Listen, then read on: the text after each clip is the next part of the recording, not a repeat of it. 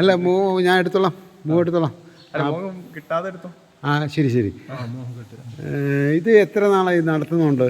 ഇത് 2000-2005 ഏകദേശം എത്ര കന്നുകൾ ഒക്കെ ഉണ്ടാവും? ഇപ്പോൾ ഇവിടെ 174 എണ്ണം ഉണ്ട്.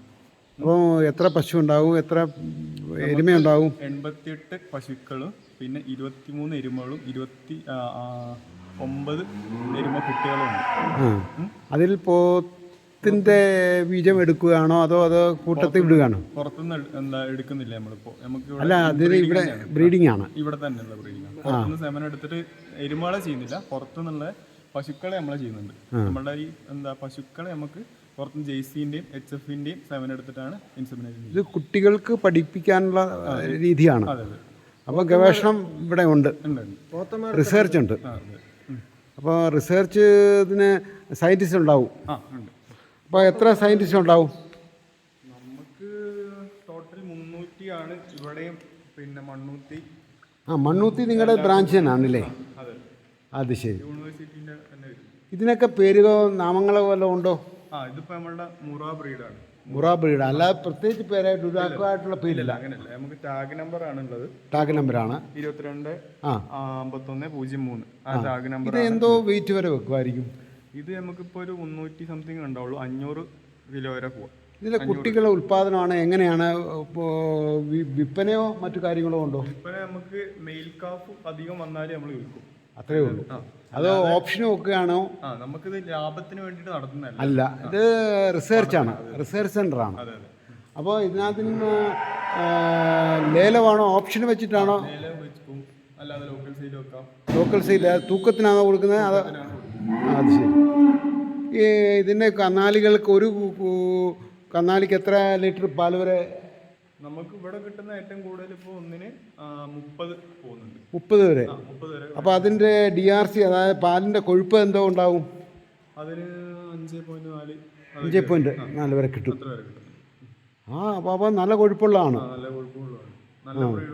ഇവിടെ നമ്മൾ ഇൽമയ്ക്ക് തന്നെയാണോ കൊടുക്കുന്നത് അതോ ഇവിടെ പുറത്ത് ആർക്കും കൊടുക്കുമോ?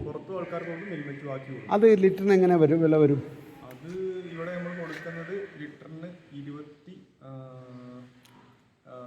54 രൂപ. 54 രൂപ. അപ്പോൾ 27 രൂപ 6 ലിറ്ററിന് പാക്കറ്റ് ആക്കിയാണോ അതോ അളന്ന് കൊടുക്കുകയാണോ? അളന്ന് കൊടുക്കുകയാണ്. ആ കുട്ടിക്കൊക്കെ എന്താ പ്രായം കാണും? അതിനൊക്കെ ഡേറ്റ് ഓഫ് ബർത്തൊക്കെ അതിനകത്ത് കാണും. എൻ്റെ ഈ കാതിലുള്ളതാണ് ഡേറ്റ് ഓഫ് ബർത്തും അതിൻ്റെ ഹിസ്റ്ററി. ഈ നമ്പറാണ് ഇതിൻ്റെ പേര്. സ്കാൻ ചെയ്തെടുക്കാം. സ്കാൻ ചെയ്യുന്നതല്ല, നമ്മളെല്ലാം റെക്കോർഡിങ്ങിലാണ് ചെയ്യുന്നത്. രജിസ്റ്റർ വൈസ് ആണ് എല്ലാം. എത്ര കൊല്ലം വരെ ഇതിനെ ഉപയോഗിക്കുന്നത്? ഇതൊക്കെ നമുക്ക് 12 കൊല്ലം പ്രായം.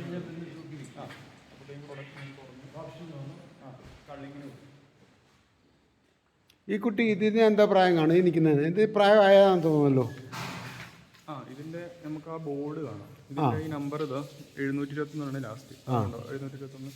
ഡേറ്റ് ഓഫ് ബർത്ത് നമുക്ക് 21/7/18 ചെയ്തത് 4/1/24 ചെയ്തു.